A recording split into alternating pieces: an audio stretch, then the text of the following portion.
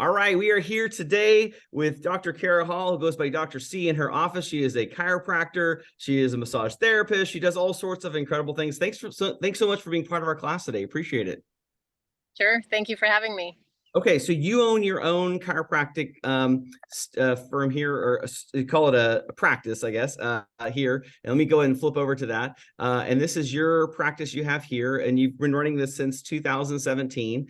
And Yeah. what made you want to be an entrepreneur? What made you want to run your own business? Why not just go be a chiropractor in some big chiropractic practice where you're clocking in and clocking out, not having to do all the other stuff? Right. Well, I did that in my right after I got out of college. I worked for the government.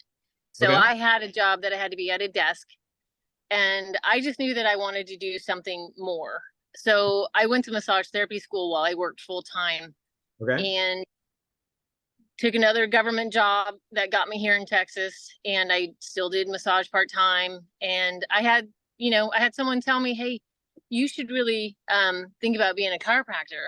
Well, I had no idea. So I investigated, and I also at that time started doing my own massage therapy. I quit my government job, and just the freedom that you have. It's a Yeah. little scary because if you aren't there, you're not making money if it's Right. just you. So, but I liked the freedom of my own schedule. Yeah. You could make more money or you can make less money. It depends on how active you want to be. So your practice here in Coppell, you launched it in 2017. How do you differentiate? I mean, there's a lot of chiropractors. There's a lot of businesses. There's a lot of chiropractors in Coppell. There's a lot of chiropractors in Dallas Fort Worth. What's your UVP? What's your unique value proposition? How do you separate yourself from your competition? Uh, that's a good question because I honestly haven't really tracked that a whole lot. I know that a lot of comments or reviews that get is just about how you care, how I care, how the service is different. It's more customized to the person instead of um just people do the same thing. And I think that having some of the experiences I've had with massage and also just working in the government because I had to do inspections and I had to talk to people. Yeah. I think that's just important that you connect with them on their level.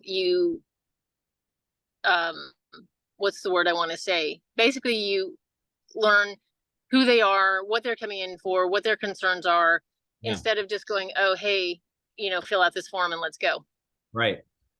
Yeah. So a lot of my referrals are word of mouth. Okay. A lot. Why do you think that is? Like, why do you think they have such exceptional care that what is it about their time with you that makes them want to go tell everybody? Because word of mouth is the most powerful form of marketing. But it's hard to get that traction, It is. I spend time with them, especially the first, and I really listen. And that's the comments I get a lot of the time is no one's ever paid this much, time with me, or they haven't really listened before. Right. So Yeah. that's one thing I'll attribute that to. And that's a tough thing too, because I mean, I've been to chiropractic, several different ones, probably 10 different ones over my lifetime. And it seems like, maybe their first consultation, they're really gonna, really kind of listen to what it is going on. But then after that, it's pretty quick. Like, I don't know if it's like the time is money kind of aspect to this or whatever, but like you come in, how you doing? Good. Okay. Boom. Let's do that. Okay. Let me put you on this thing. Okay. And it's like I can get out of, I feel like I can get in and out of my chiropractic stay sometimes in 10 minutes, they're pretty quick. Is that kind of the way that you do it as well after you've met them initially, or is it there always that confirmation time, that time like, hey, what's going on? What's hurting? It kind of goes back and forth because I'm really trying to educate my patients that it's not just about their pain and what they feel, that a lot of it is attributed to, out their how their brain is perceiving stress and that kind of thing. So the first, a few times is probably a little bit more. There are times it's like, you're just coming and get adjusted because we're following a treatment plan. So I think you wouldn't make any money if you spend that much time with everybody all the time. So Right. Yeah, and that would be tough to do for sure. And yeah, you've branched out. I mean, you've done some massage in the past, you do chiro, you do animal chiropractic. What is that about? yeah, it's pretty awesome. It's really a thing. Um, Okay. uh, well, animals have a spine too, and in fact, they are designed a lot like we are. Their brain Yeah. perceives stress, and their body will compensate as it needs to. And so their spine health is, I'm not going to say it's more important than ours, but it's definitely shows up in how they behave and how they function when they are experiencing subluxations. So, What's the primary um, animal? Is it dogs or is it like sheep or horses? well, honestly, anything with a spine you can adjust. I just completed mostly learning on canine and equine, so horses and dogs for me. But I have adjusted my cat, and I What does the haven't. animal do? Does the animal understand what's happening? You're like, it's like, I mean, we had to put Well, we had to put some topical cream on our dog's feet last night. We had to put socks over it to hold it down so she yeah, wouldn't like, lick it off. And that was like chaos. I it's can't imagine like chaos, trying to right? hold it down and like redoing her spine. Well, fortunately, they don't have to lay down like we do, because the reason why humans lay down or you're seated is for stability. Okay. Dogs already have four legs. You just have to. Um, well, I mean, there's certain ways to hold them, manipulate them, but they don't lay down like we do. Yeah. And a lot of times they really enjoy it. Like, I have one dog that will just spin in direction, like every direction, as soon as she's done. It's crazy. She's so happy. And Wow. horses will lick and chew. They get very, like, their sympathetic system, the sympathetic decreases and the parasympathetic, where they're kind of chilling, Yeah. increases. And it's just fun to watch them just go, oh, that felt really good. Yeah. So yeah, Do they bring the dogs into your clinic or do you go to them? I've done both, actually. I mean, it's a lot easier if they come to me. Yeah. So I separate, like, I don't have humans mixed with dogs. I set time outside of the human clinic hours. So Okay. That is so interesting. But being an entrepreneur, I mean, you're talking right now about, animal chiropractic, and that's a very like niche market. Like that's pretty specific. Like is that what it takes sometimes to be an entrepreneur or to be a sole proprietor, where you have to figure out what your lane is and be really good at it? Or do you feel like, as a chiropractor, I kind of just have to be able to see everybody? well, I think it depends on what you enjoy doing. Like, I have colleagues that do literally just pregnant women and kids. And Yeah. so that's their whole practice. Um, I see pregnant women and I see kids, and I mean, I guess I would rather reach as many people as I can help, instead of focusing just on a small niche of people, Yeah. because everybody can benefit from chiropractic care. Right. That's what's so cool about it. So, What do you love most about being your own boss, as an owner of a business? um, just that I'm not totally confined to how I can help people. Hmm. You know, like, if I worked at a big clinic, they might have policies and procedures. Well, let me back up.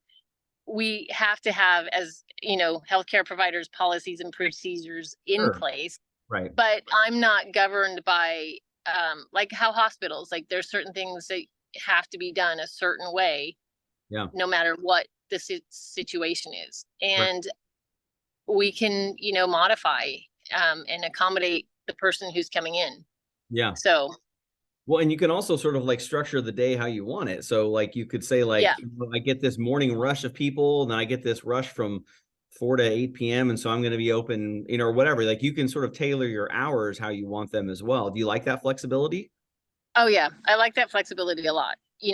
But then there's also times that you have a little bit of fear when you don't see, you're not busy, for whatever reason, it ebbs and flows, and you're like, what is going on? Right. And then, and then it goes back to normal. Yeah. So Yeah, and that's interesting because that's the way, I mean, I like flexibility. Like my, being a teacher here, we have teaks that we've got to cover with our students. But for the most part, the district is like, teach the class how you want to teach the class. Like, as long as you hit the basics that you've got to be taught, then that you're fine. I love that creative element of being a teacher and also being a small business owner where I get to decide those things as well. My wife, totally the opposite, hates that, wouldn't want that at all. She wants to be told, this is your job, stay in your lane. This is during these hours. These are the things you're working on specifically. This is how we want it done. There's very little like, getting, going 4x4 on this. It's mostly like stay on the highway that we've created for you. And that doesn't sound like that's really like you did the government job, which probably was very much like that. And now this is like the ultimate flexibility. Is that right? Well, it is. And there is some comfort in being told what to do. And this is your schedule. And, this is where you're at. Because I did work for Massage Envy for a brief period of time. And it was nice. I didn't have to figure out my schedule. My schedule was set. It was filled with people. I didn't have to go drum up any business, So there is some comfort in that. But I think since I've been in this for a while and I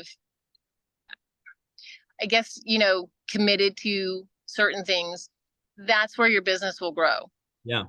It's the same adage. If you do what you say and say what you do, practice what you preach, all of those things, you lead by example, the people will come.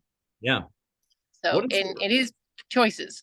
What's the toughest thing about being a sole proprietor, entrepreneur, small business owner? What's the thing that where you're like, you're taking that walk on Sunday afternoon and you're like, oh, that thing is driving me crazy in my business. What is that? Well, I'm just going to be completely transparent. It's burnout. There is burnout, especially since COVID, just taking care of people. Yeah. So I don't know how psychologists do it, to listen to, all the things that people feel and they go through.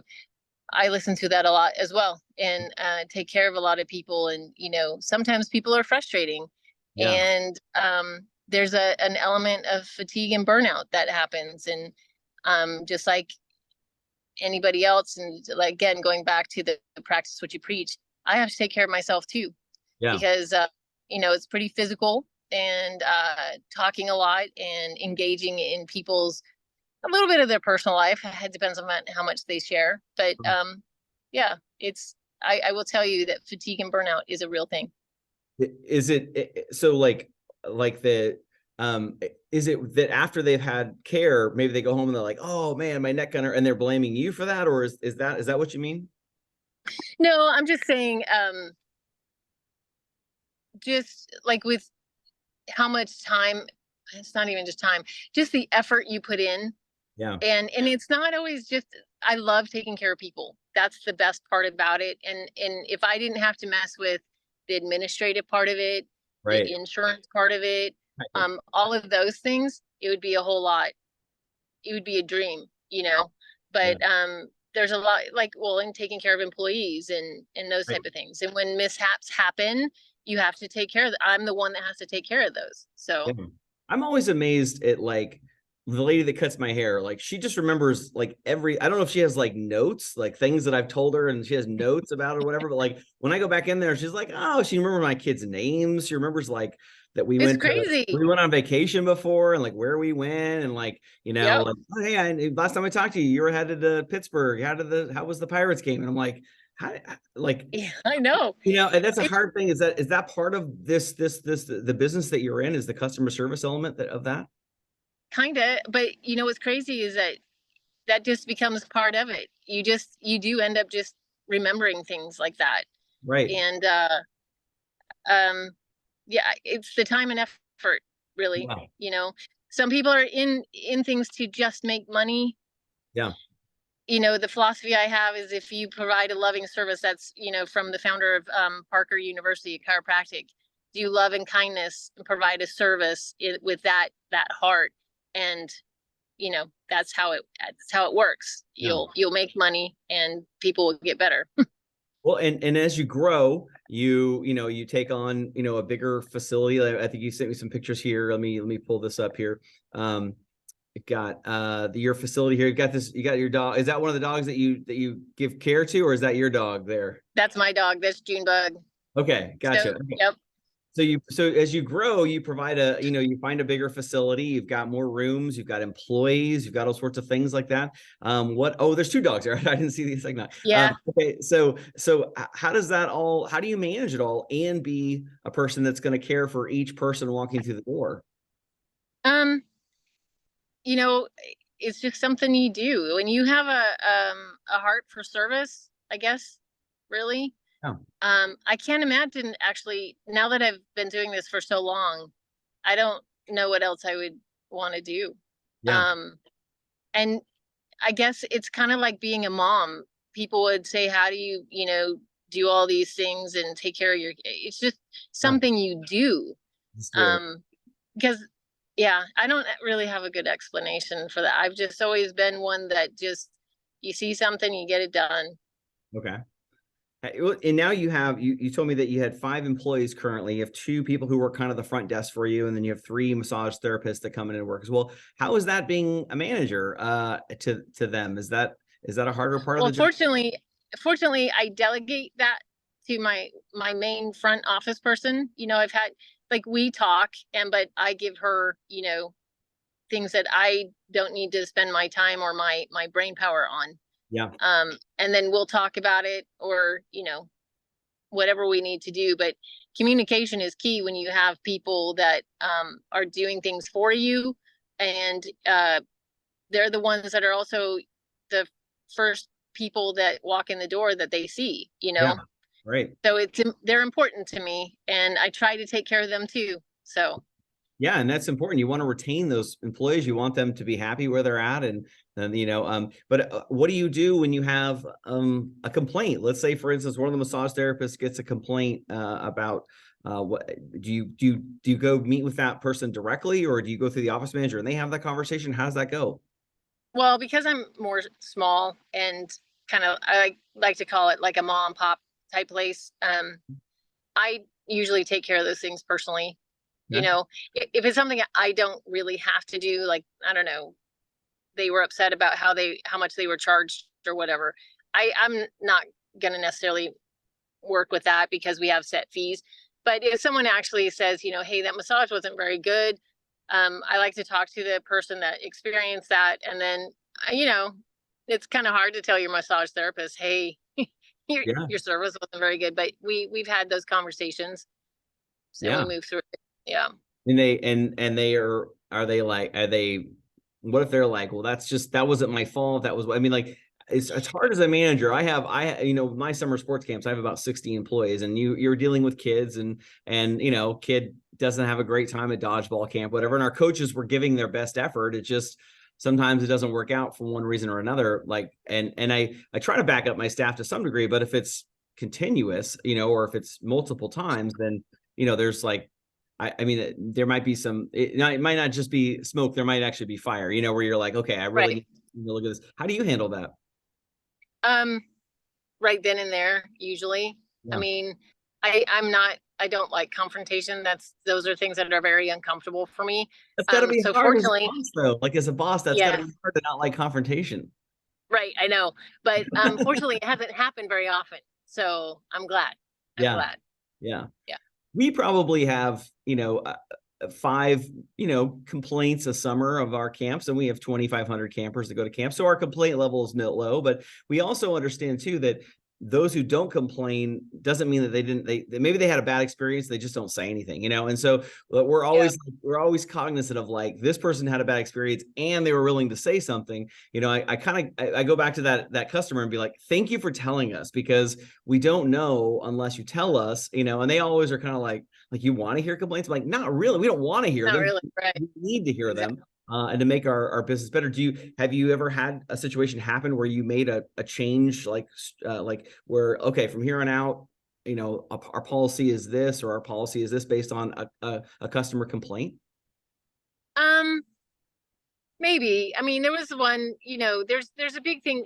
Money is a big thing. So I remember I had one patient, just, she was provided a service, but I guess she didn't realize she was going to have to pay for it. Yeah. So, there is such a thing as, you don't want to surprise people with a bill or anything Right. like that. So I am usually very upfront with people, Yeah. and I'm trying to delegate that to the front office. And that didn't happen in this particular case. So, you know, I I really have stressed to anybody up front that, hey, we need to let them know that before they leave, or before we even start the service, Yeah. that this is going to cost something. So Does it ever yeah. worry you, like right here, you have an office, you have a place where people can come to. For me, I run my sports camps at churches, so I don't have my overhead is I have an office in my house, and so if no kids sign up for a camp, then we just cancel the camp. But if you're renting a facility, hiring employees and all that, and then the business is slow, does that ever worry you that like, man, we got to fill up our schedule, or we're just we're not gonna be able to cover our overheads? I haven't had that too much, because I feel we've done a really good job at keeping people and running a business well. Um, but yeah, there are weeks, where you just kind of go, where is everybody? And like, people no show, or they cancel, but they don't reschedule. And Yeah. there's ways to take care of those things. But when that happens, I look and see what's going on. Like, where's the mindset of my employee? Is she looking at her phone, or is she trying to take care of paperwork instead of people? Yeah. Because my biggest thing is when we're in for clinic hours, like if there's nobody in our office, then we're calling people, or we're reaching out to see, what, who are we missing? So Right. yeah. So like if a person hasn't been there in a while, you would reach out to them and say, "Hey, we haven't seen you in a while. Everything okay?" Or Yeah. Yeah, okay. actually we do. Yeah. Do Yeah. personal calls. I really like doing that sometimes. And that can't be like your front desk people's favorite thing to do, right? Like Yeah. they would probably rather be busy than to go make not cold calls, but to make calls to people who aren't expecting the call, or whatever. Like, how do you motivate your staff to be like, "Hey, these calls are important and you got to make these," right? Well, we set goals. I've told them how many patients, it's a business. How many patient visits do we need to see in a week to, like, make your paycheck? You Right. know, I don't, because if the office does well, then everybody does well, Yeah. you Yeah. know. Right. What do you do for a customer who no shows you guys? Like, I mean, does that happen a lot? I would think that It people doesn't, schedule and then forget. well, there's things to try to help prevent that, depending upon the service, doing confirmation calls, and we do texts and or email reminders. Right.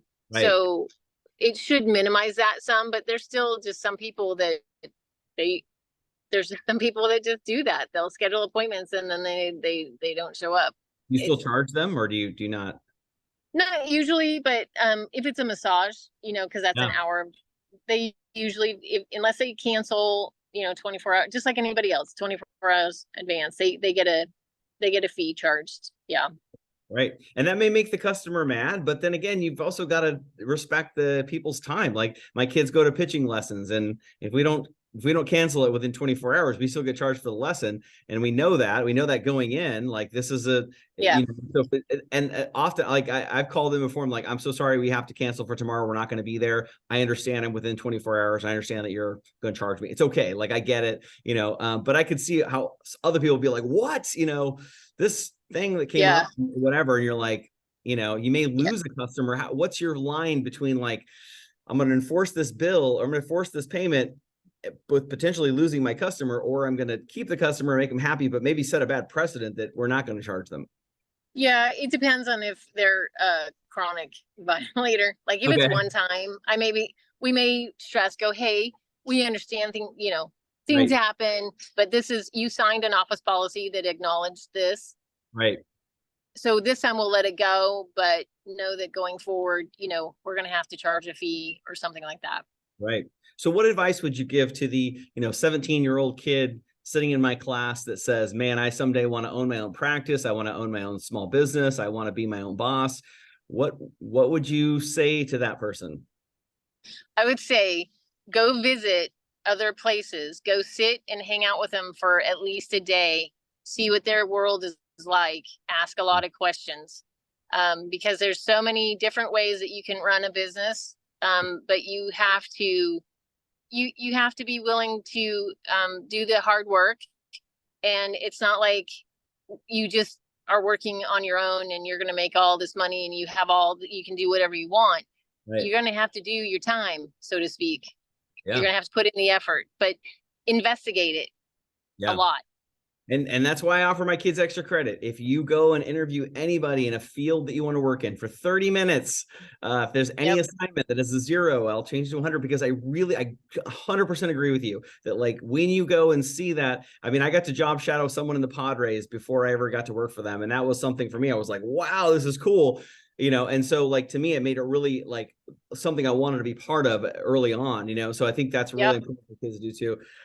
Well, Dr. C, I appreciate you. This has been fantastic. Thanks so much for your time. We really do Sure. Thank appreciate you. it.